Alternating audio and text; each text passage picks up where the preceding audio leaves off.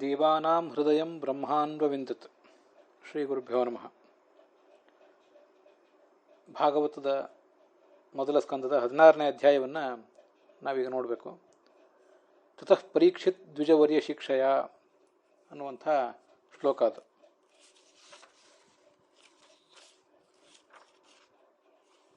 ಈ ಪಾಂಡವರು ಮಹಾಪ್ರಸ್ಥಾನ ಮಾಡಿದರು. ಅದಾದ ಬಳಿಕ ಏನು ಕಥೆ ಆಯಿತು ಅಂತನ್ನುವ ಭಾಗವನ್ನು ನಾವಿವತ್ತು ನೋಡಬೇಕು.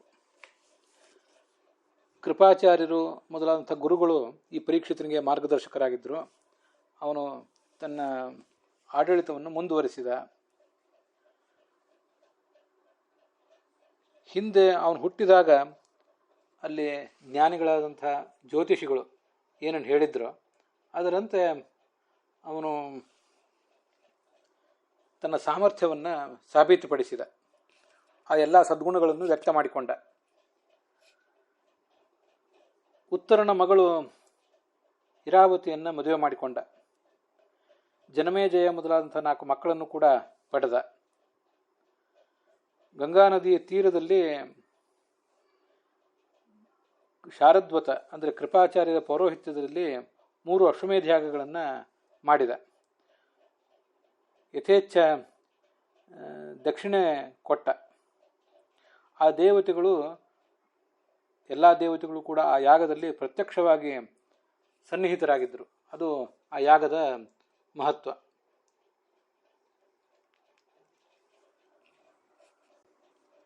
ಮುಂದೆ ಒಂದು ಬಾರಿ ಕಲಿ ನಿಗ್ರಹ ಮಾಡಿದ್ನಂತ ಅವನು. ಯಾಕೆಂದರೆ ಆಗ ಆ ಕಲಿ ಈ ಒಬ್ಬ ಶೂದ್ರರಾಜನ ವೇಷವನ್ನು ತಳೆದು ಹಸು ಮತ್ತು ಎತ್ತು ಅವುಗಳ ಜೋಡಿಯೊಂದನ್ನು ಕಾಲಿನಿಂದ ಸದೆ ಬಡಿತಿದ್ದ, ತೊಂದರೆ ಕೊಡ್ತಿದ್ದ.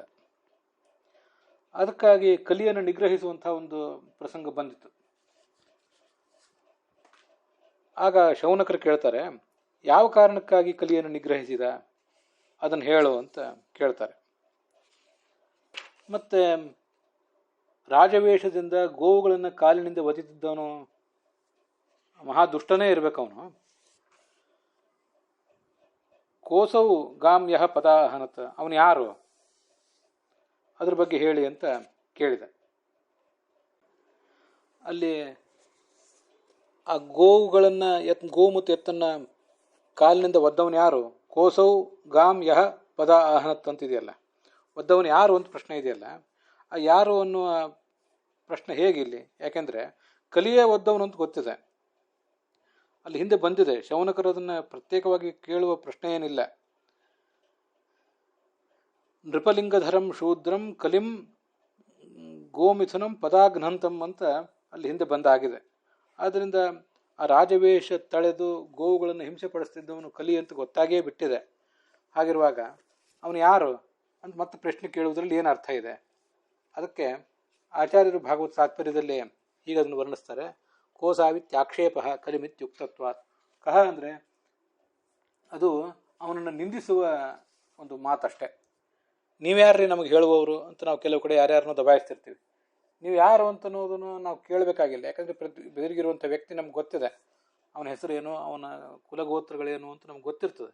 ಗೊತ್ತಿದ್ರು ಕೂಡ ನೀವ್ಯಾರು ಅಂತ ಹೇಳುವ ಪ್ರಶ್ನೆ ಏನು ಬಂದಾಗ, ನೀವ್ಯಾರು ಕೇಳಲಿಕ್ಕೆ, ನೀವ್ಯಾರು ನಮ್ಗೆ ಹೇಳಲಿಕ್ಕೆ ಅಂತ ಹೀಗೆ ಪ್ರಶ್ನೆ ಮಾಡಿದಾಗ ಅದು ಆಕ್ಷೇಪಿಸುವ ಪ್ರಶ್ನೆ. ನಮ್ಮನ್ನು ಆಕ್ಷೇಪಿಸಲಿಕ್ಕೆ ನಿಮಗೆಷ್ಟು ಶಕ್ತಿ ಅಂತ ಹೀಗದ ತಾತ್ಪರ್ಯ. ಯಾರು ಅಂದರೆ ಎಂಥ ಸಜ್ಜನ ಅವನು, ಯಾವ ಸಜ್ಜನನೂ ಅಲ್ಲ, ದುರ್ಜನ ಅವನು ಅಂತ ಹೀಗೆ ಅದರ ತಾತ್ಪರ್ಯ ಆಗ್ತದೆ. ಅದಕ್ಕೆ ವೀರರಾಘವರು ಕೂಡ ಹಾಗೇ ಅರ್ಥ ಮಾಡಿದ್ದಾರೆ. ಕಿಂ ಗುಣಕಃ, ಆ ಕಲಿಯ ಪೂರ್ವೋತ್ತರಗಳೇನು, ಇನ್ನೂ ಅವನ ಬಗ್ಗೆ ಒಂದಿಷ್ಟು ಹೇಳಿ ಅಂತ ಹೀಗಾದ್ರೆ ತಾತ್ಪರ್ಯ. ಕಲಿರೇವ ನೃಪ ದೇವ ಚಿಹ್ನ ತೃಕ್ ಶೂದ್ರ ಇತಿ ಜ್ಞಾತಯೇವ. ಕಲಿಯೇ ಅಂತ ರಾಜವೇಷ ತಾಳಿದ್ದಾನೆ ಅಂತ ಅನ್ನೋದು ಗೊತ್ತೇ ಇದೆ. ಆದ್ದರಿಂದ ಕಹ ಅಂತ ಕೇಳಿದ್ದಕ್ಕೆ ಅವನ ಗುಣಗಳೇನು, ಅವನ ಬಗ್ಗೆ ಇನ್ನಷ್ಟು ಹೇಳಿ ಅಂತ ಹೀಗೆ ತಾತ್ಪರ್ಯ ಅಂತ ಅವರು ಅದನ್ನು ಬರೆದಿದ್ದಾರೆ. ಈ ಪರೀಕ್ಷಿತನ ಕಥೆಯನ್ನು ಏನು ಹೇಳ್ತಿದ್ದಾರಲ್ಲ, ಅವನು ಕಲಿ ನಿಗ್ರಹ ಮಾಡಿದ್ದು ಇದೆಲ್ಲ ಭಗವಂತನಲ್ಲಿ ಭಕ್ತಿ ಮೂಡುವುದಕ್ಕಾಗಿ ಹೀಗೆ ಮಾಡಿದ್ದಾರೆ ಅಂತ ವಿಜಯಧ್ವಜರ ಅರ್ಥ ಹೇಳ್ತಾರೆ. ಭಗವಂತನಲ್ಲಿ ಭಕ್ತಿ ಮೂಡುವುದು ಯಾವಾಗ? ಭಗವಂತನ ಭಕ್ತರಾದವರು ಏನೇನು ಕಾರ್ಯಗಳನ್ನು ಮಾಡಿದರು, ಭಗವಂತ ಅವ್ರನ್ನ ಹೇಗೆ ಅನುಗ್ರಹಿಸಿದ ಅನ್ನೋದನ್ನೆಲ್ಲ ನೋಡಿದಾಗ ಅಂತ ಅದರ ತಾತ್ಪರ್ಯ. ಉತ್ತರನ ಮಗಳು ಇರಾವತಿಯನ್ನು ಮದುವೆ ಮಾಡ್ಕೊಂಡಂತ ಬಂದಿದೆಯಲ್ಲ, ಉತ್ತರನ ಮಗಳು ಅಂದರೆ ವಿರಾಟರಾಜನ ಮಗ ಉತ್ತರ, ಅವನ ಮಗಳು ಇರಾವತಿ, ಅವಳನ್ನು ಮದುವೆ ಮಾಡಿಕೊಂಡ ಅಂತ ಈಗ ಅದರ ಅಭಿಪ್ರಾಯ ಹೇಳ್ತಾರೆ. ಕಲಿ ರಾಜನ ವೇಷವನ್ನು ಧರಿಸಿದ್ದ, ಆದರೆ ತಾನು ಮಾಡುವ ಕರ್ಮಗಳ ಮೂಲಕ ಶೂದ್ರನಂತೆ ಕುತ್ಸಿತನಾಗಿದ್ದ ಅಂತ ಅರ್ಥ ಬರೀತಾರೆ ವಿಜಯಧ್ವಜರು ಮತ್ತು ಯಾದವಾರರಿಬ್ಬರು ಕೂಡ. ಕರ್ಮಣ ಶೂದ್ರವತ್ ಅಂತ ಹೀಗೆ. ತತ್ ಕಥ್ಯತಾ ಮಹಾಭಾಗ ಯದಿ ವಿಷ್ಣು ಕಥಾಶ್ರಯಂ ಅಂತ ಮುಂದಿನ ಭಾಗ, ಮುಂದಿನ 6ನೇ ಶ್ಲೋಕ. ಸೂತರೇ, ನೀವು ಮುಂದಿನ ಕಥೆಯನ್ನು ನನಗೆ ಹೇಳಬೇಕು.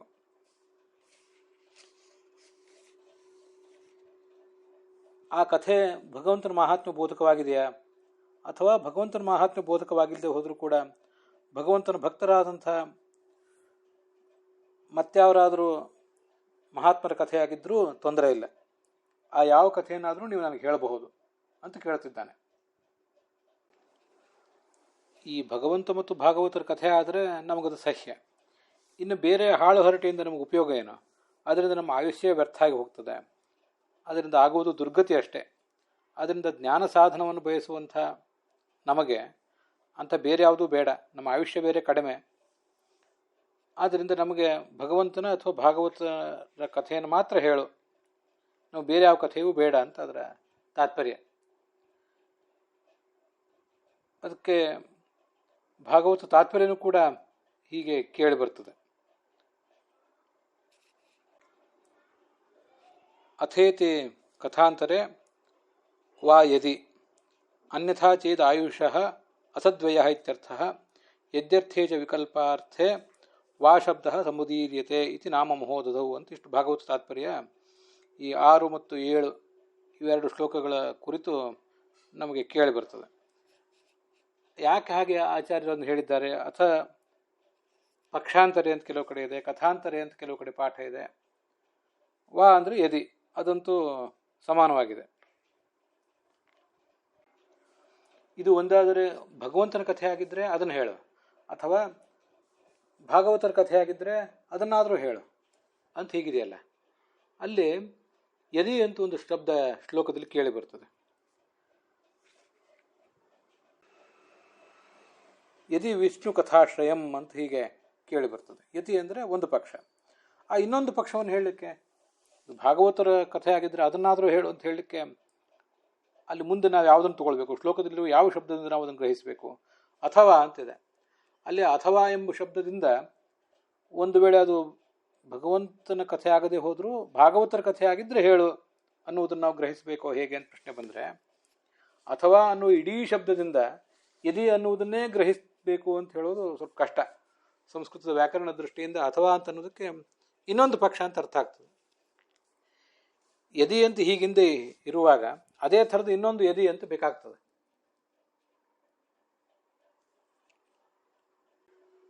ಅದಕ್ಕಾಗಿ ಆಚಾರ್ಯರು ಅನ್ವಯ ತೋರಿಸ್ತಾರೆ.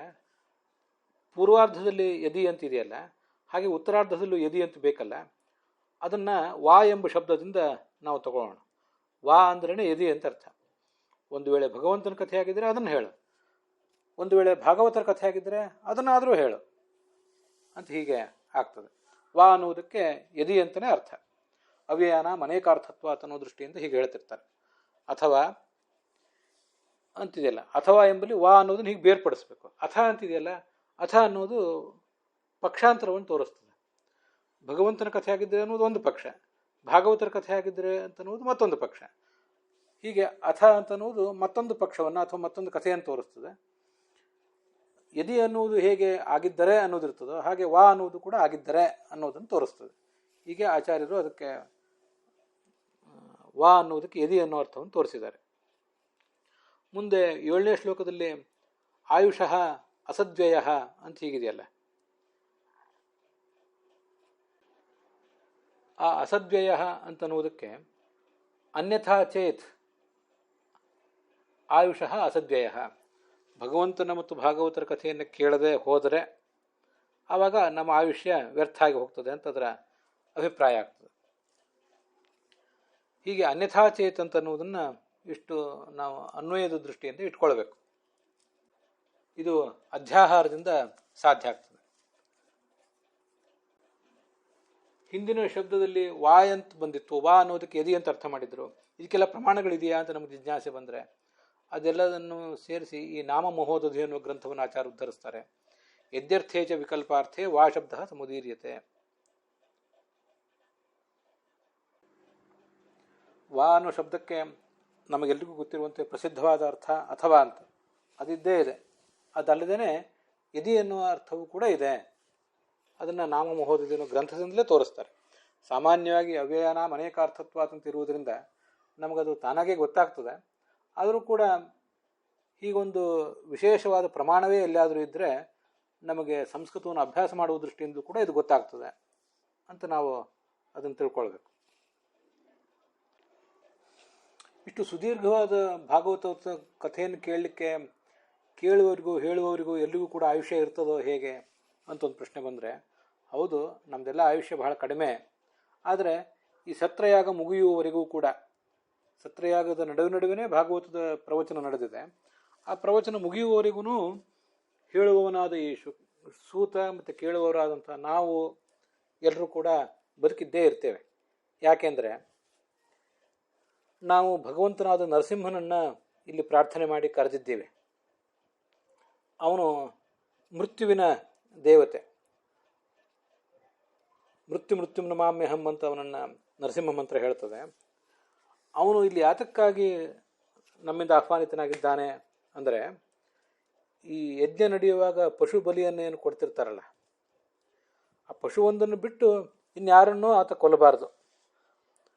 ಅದಕ್ಕಾಗಿ ನಾವು ಅವನನ್ನು ಕರೆದಿದ್ದೇವೆ. ಯಜ್ಞದ ಪಶುವನ್ನು ಆತ ಕೊಂದು ಹಾಕಲಿ, ಆದರೆ ನಮ್ಮನ್ನು ಯಾರನ್ನು ಕೂಡ ಕಥೆ ಹೇಳುವವರನ್ನ ಕಥೆ ಕೇಳುವವರನ್ನ ಯಾರನ್ನು ಕೂಡ ಕೊಲ್ಲುವುದು ಬೇಡ. ಅದಕ್ಕಾಗಿಯೇ ನಾವು ಕರೆದಿದ್ದೇವೆ. ಇದು ಆ ಶ್ಲೋಕ. ಪಶು ಸಂಜ್ಞಾಪನ, ಪಶುವನ್ನು ಕೊಲ್ಲುವುದು ಏನಂತ ಒಂದು ಕಾರ್ಯ ಇರ್ತದಲ್ಲ ಯಜ್ಞದಲ್ಲಿ, ಅದನ್ನು ಮಾಡುವವನಿಗೆ ಶಮಿತ ಅಂತ ಕರೀತಾರೆ. ಅವನ ಕ್ರಿಯೆಗೆ ಶಾಮಿತ್ರ ಅಂತ ಹೇಳ್ತಾರೆ. ಆ ಶಾಮಿತ್ರವನ್ನು ಮಾಡುಬಾ ಅಂತ ನಾವಿಲ್ಲಿ ಭಗವಂತನಾದ ನರಸಿಂಹನನ್ನು ಕರೆದಿದ್ದೀವಿ ಅಂತ ಅದರ ತಾತ್ಪರ್ಯ. ಆದ್ದರಿಂದ ನರಸಿಂಹದೇವನೇ ಇಲ್ಲಿರುವವರೆಗೂ ನಾವ್ಯಾರೂ ಮರಣಿಸುವುದಿಲ್ಲ. ಇದು ವಿಜಯಧ್ವಜರ ಅಭಿಪ್ರಾಯ. ಇಲ್ಲಿ ಭಗವಂತನಾದ ನರಸಿಂಹನಿಗೆ ಮೃತ್ಯು ಅಂತ ಶಬ್ದ ಕರೆದಿದ್ದಾರಲ್ಲ. ಉಗ್ರಂ ವೀರಂ ಮಹಾವಿಷ್ಣುಂ ಜ್ವಲಂತಂ ಸರ್ವತೋ ಮುಖಂ ನೃಸಿಂಹಂ ಭೀಷಣಂ ಮೃತ್ಯುಂ ನಮಾಮ್ಯಹಂ ಅಂತ ಹೀಗೆ ಮೃತ್ಯು ಅಂತ ಅವನಿಗೆ ಶಬ್ದ ಇದೆ. ಆದರೆ ಮೃತ್ಯು ಅನ್ನೋ ಶಬ್ದವು ಕೂಡ ಅವನ ಕುರಿತಾಗಿದೆ. ನಾವು ಅದನ್ನು ಬೃಹದಾರಣ್ಯಕ ಉಪನಿಷತ್ತಿನಲ್ಲಿ ನೋಡಬಹುದು. ಮೃತ್ಯುರಸ್ಯ ಆತ್ಮ ಭವತಿ ಅಂತ ಉಪನಿಷತ್ತು. ಅದಕ್ಕೆ ಈ ಬೃಹದಾರಣ್ಯಕ ಭಾಷ್ಯ ಹೀಗಿದೆ: ನೈನಂ ಮೃತ್ಯಾತ್ಮಕೋ ಮೃತ್ಯು ಪ್ರಾಪ್ನೋತಿ ಹರಿಸೇವನಾತ್. ಚತುರ್ಮುಖ ಬ್ರಹ್ಮನನ್ನ ಈ ಮೃತ್ಯು ಅಂದರೆ ನರಸಿಂಹದೇವ ಎಂದು ಬಾಧಿಸೋದಿಲ್ಲ. ಯಸ್ಮಾನ್ ನೃಸಿಂಹೋ ಮೃತ್ಯೋಶ್ಚ ಮೃತ್ಯುವಿಗೂ ಅವನು ಮೃತ್ಯು. ಆತ್ಮ ಅಸ್ಯ, ಈ ಚತುರ್ಮುಖ ಬ್ರಹ್ಮನಿಗೆ ಅವನು ಅಂತರ್ಯಾಮಿಯೂ ಹೌದು. ಆದ್ದರಿಂದ ಆ ನರಸಿಂಹದೇವನ ಅನುಗ್ರಹ ಇರುವುದರಿಂದ ಈ ಚತುರ್ಮುಖ ಬ್ರಹ್ಮನಿಗೆ ಎಂದೂ ಯಾವ ಬಾಧೆಯೂ ಆಗೋದಿಲ್ಲ ಅಂತ ಹೀಗೆ ಬಂದಿದೆ. ನರಸಿಂಹದೇವನನ್ನು ಹೀಗೆ ನಾವು ಮೃತ್ಯು ಅಂತಲೂ ಉಪಾಸನೆ ಮಾಡಬಹುದು. ಮೃತ್ಯುವಿಗೆ ಮೃತ್ಯು ಅಂತ, ಮೃತ್ಯುವನ್ನು ಸದೆಬಡಿಬಲ್ಲಂಥ ಮೃತ್ಯು ಅಂತಲೂ ತಿಳ್ಕೋಬಹುದು. ಸ್ವಯಂ ಮೃತ್ಯು ರೂಪ ಅಂತಲೂ ಅವನನ್ನು ನಾವು ಬೃಹದಾರಣ್ಯಕದ ಬೆಳಕಿನಲ್ಲಿ ತಿಳ್ಕೋಬಹುದು. ಇದು ನಾವಿಲ್ಲಿ ಗಮನಿಸಬೇಕಾದಂಥ ಒಂದು ಹೆಚ್ಚಿನ ವಿಷಯ. ಏತದರ್ಥಂ ಹಿ ಭಗವಾನ್ ಆಹೂತಃ ಪರಮರ್ಷಿಭಿಃ ಅಹೋ ನೃಲೋಕೆ ಪೀಯೇತ ಹರಿಲೀಲಾಮೃತಂ ವಚಃ ಅಂತ ಮುಂದೆ 9ನೇ ಶ್ಲೋಕ. ಇಂಥ ಒಂದು ನಿರ್ಭಯವಾದ ಪ್ರವೃತ್ತಿಯಿಂದಲೇ ನಾವು ಭಗವಂತನ ಕಥೆ ನಡೆಯುವಲ್ಲಿ ನಾವೆಲ್ಲ ಋಷಿಗಳು ಸೇರಿ ಭಗವಂತನನ್ನು ಸ್ವಾಗತ ಮಾಡಿಕೊಂಡು ಇಲ್ಲಿ ಕರೆದು ಕೂಡಿಸಿದ್ದೇವೆ. ಇದು ನಾವಿರುವ ಲೋಕ ಮರ್ತ್ಯಲೋಕ ಹೌದು, ಆದರೆ ಮರಣದ ಭಯವಿಲ್ಲದೇನೆ ಭಗವಂತನ ಕಥಾಮೃತವನ್ನು ಪಾನ ಮಾಡ್ತೀವಿ ನಾವು. ಇದು ನಮ್ಮ ಭಾಗ್ಯ ಅಂತ ಹೇಳ್ತಿದ್ದಾರೆ ಆ ಋಷಿಗಳು. ಏತದರ್ಥಂ ಹಿ ಅಂತಿದೆಯಲ್ಲ, ಆ ಏತದರ್ಥಂ ಹಿ ಅನ್ನೋದಕ್ಕೆ ಇದಕ್ಕಾಗಿ ಅಂತ. ಯಾವುದಕ್ಕಾಗಿ ಅಂದರೆ ಅದಕ್ಕೆ ಆಚಾರ್ಯರು ಭಾಗವತ ತಾತ್ಪರ್ಯದಲ್ಲಿ ತೋರಿಸ್ತಾರೆ. ಅಹೋ ನೃಲೋಕೆ ಪಿಯೇತ ಇತಿ. ಇತಿ ಅಂತ ಶ್ಲೋಕದಲ್ಲಿಲ್ಲ, ಅದನ್ನು ಅಧ್ಯಾಹಾರ ಮಾಡಿಕೊಂಡ್ರೆ ಈ ಮನುಷ್ಯ ಲೋಕದಲ್ಲಿಯೂ ಕೂಡ ಭಾಗವತ ಕಥಾಮೃತದ ಪಾನ ಆಗಲೆಂದು ಆಗುವ ಉದ್ದೇಶಕ್ಕಾಗಿ ಭಗವಂತನಾದ ನರಸಿಂಹನನ್ನು ಇಲ್ಲಿ ಎಲ್ಲ ಪರಮರ್ಷಿಗಳು ಕೂಡ ಕರೆಸಿದ್ದಾರೆ. ಹೀಗೆ ಪಿಯೇತ ಕುಡಿಯಲ್ಪಡಲಿ ಇತಿ ಎಂಬ ಉದ್ದೇಶದಿಂದ ಅಂತ ಇತಿ ಒಂದನ್ನು ತಿಳ್ಕೊಳ್ಬೇಕು. ಇತಿ ಅಂತಂದೊಂದು ಅಧ್ಯಾಹಾರ ಮಾಡ್ಕೊಂಡು ಬಿಟ್ರೆ ಪಿಯೇತ ಇತಿ ಏತದರ್ಥಂ, ಕುಡಿಯಲೆಂಬ ಈ ಕಾರಣದಿಂದ, ಪಾನ ಸುಲಭವಾಗಲೆಂಬ ಈ ಕಾರಣದಿಂದ ಭಗವಂತನಾದ ನರಸಿಂಹನನ್ನು ಕರೆದಿದ್ದೀವಿ ಅಂತ ಅದರ ತಾತ್ಪರ್ಯ. ಅಲ್ಲಿ ಇದ್ದ ಯಜ್ಞ ಪಶುವನ್ನು ಹಿಂಸನ ಮಾಡುವುದು ಅಪ್ರಧಾನವಾದ ಕಾರ್ಯ, ಮುಖ್ಯವಾದ ಕಾರ್ಯ ಇದೆ ಅಂತ ಅದರ ತಾತ್ಪರ್ಯ. ಯಾಕೆಂದರೆ ಈ ಮನುಷ್ಯ ಮಂದ ಪ್ರಜ್ಞೆ, ಇವನು ಬುದ್ಧಿಯೇ ಕಡಿಮೆ. ಮಂದ ಪ್ರಜ್ಞಸ್ಯ, ಮೂಲತಃ ಅವನ ಶಾರೀರಿಕ ಚಟುವಟಿಕೆಗಳೇ ಮಂದ, ಬುದ್ಧಿಯೂ ಮಂದ, ಆಯುಷ್ಯವೂ ಮಂದ. ನಿದ್ರೆಯ ಹ್ರಿಯತೆ ನಕ್ತಂ, ಅವನ ಆಯುಷ್ಯದಲ್ಲಿ ರಾತ್ರಿ ಎಲ್ಲವೂ ಕೂಡ ನಿದ್ರೆಯಿಂದ ಕಳೆದು ಹೋಗ್ತದೆ. ಹಗಲಾದರೂ ಭಗವಂತನ ಚಿಂತನೆ ಮಾಡ್ಯಾನ ಅಂದರೆ ಅದು ಜೀವನಕ್ಕಾಗಿ ಹೋರಾಡುವುದರಲ್ಲೇ ಆತನ ಕಾರ್ಯ ಎಲ್ಲವೂ, ಆತನ ಸಮಯ ಶಕ್ತಿ ಎಲ್ಲವೂ ಕೂಡ ಕ್ಷೀಣಿಸಿ ಹೋಗ್ತದೆ. ಆದ್ದರಿಂದ ನಮಗೆ ಭಗವಂತನ ಕಥಾಮೃತವನ್ನು ಪಾನ ಮಾಡಿಸಿರಿ ಅಂತ ಕೇಳ್ಕೊತಿದ್ದಾರೆ ಶೌನಕರು.